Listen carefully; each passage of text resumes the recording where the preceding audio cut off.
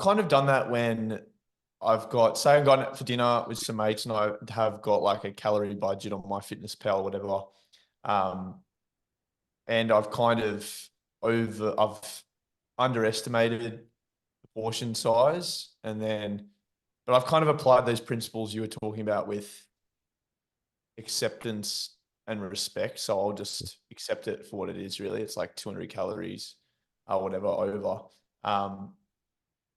But personally, when you talk about that with surfers and the difficulty with the food recall, I think in my own personal opinion, and this is my personal opinion, you guys can disagree, but I believe that the process of going through tracking your intake is actually a way of making sure that people are much more informed about the amount of food they're eating and can help with those diet recalls. And I imagine because you're working, as we said, with surfers, a little bit of a different demographic, but I think there is some benefits to tracking as a whole. I think there's obviously a lot of limitations as we've discussed, but I think for me personally, I've found a lot of benefits to it. And I don't know if it's just like a personality trait thing, but I think there is some good in definitely. I think there's a food 100%. awareness piece is really helpful.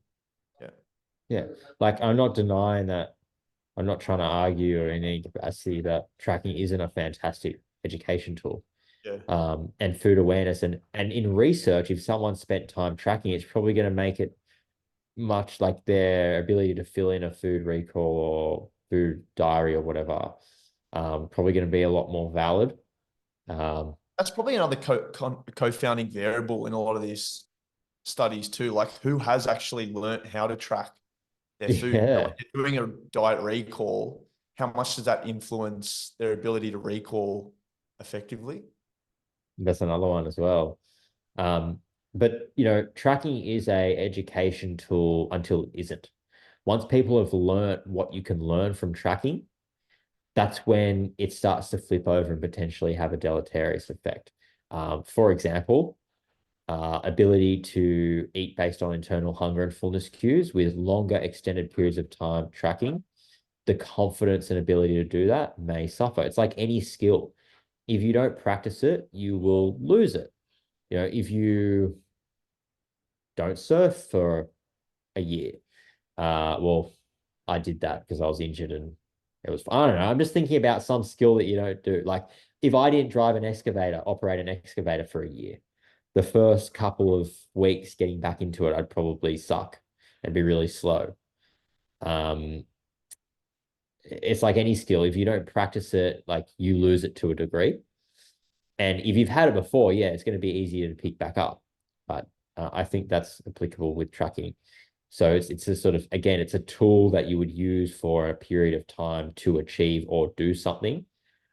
And then when people continue it for longer periods of time, we start to create risk. We're not getting more educational benefit from it. We've just created risk. And it's probably a good, sorry? Like reliance. Yeah, a reliance or a dependence, or even just it changes the way you think of food. So yeah, like I said, it's a tool to use and nothing more than that. You want to just pull back because you mentioned a little bit of, I guess, misinformation earlier when it came to like the Paul Saladino surfers and that kind of thing. You also mentioned the dietary guidelines. Because I know you've, I've been a bystander watching you cop some shit online when it comes to the dietary guidelines and people misunderstanding, I guess, what the updated guidelines even are. In regards to, I think, the food pyramid and that kind of thing, how that's not super relevant anymore. So could you, I guess, clear the air around that? Do you understand what I'm referring to when I'm talking about? Yeah. Yeah. So, government food guidelines.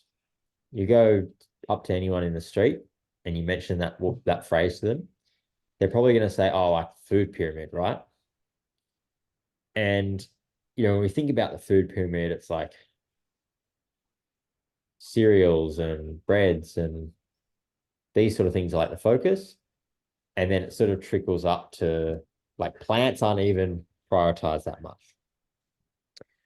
It's really a focus on breads and cereals. And I'm not sitting here saying that those foods are bad, but to have them as the primary focus of a population level recommendation is, yeah, like that's probably outdated.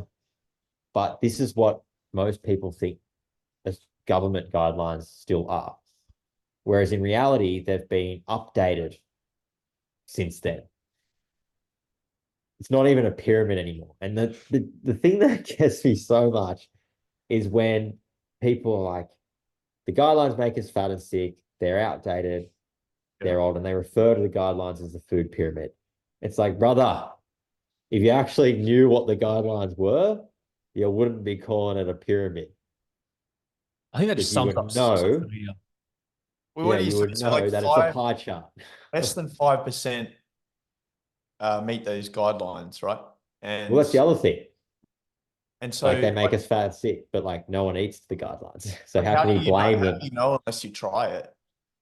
Well, how can we blame them for poor population health when no one actually adheres to them?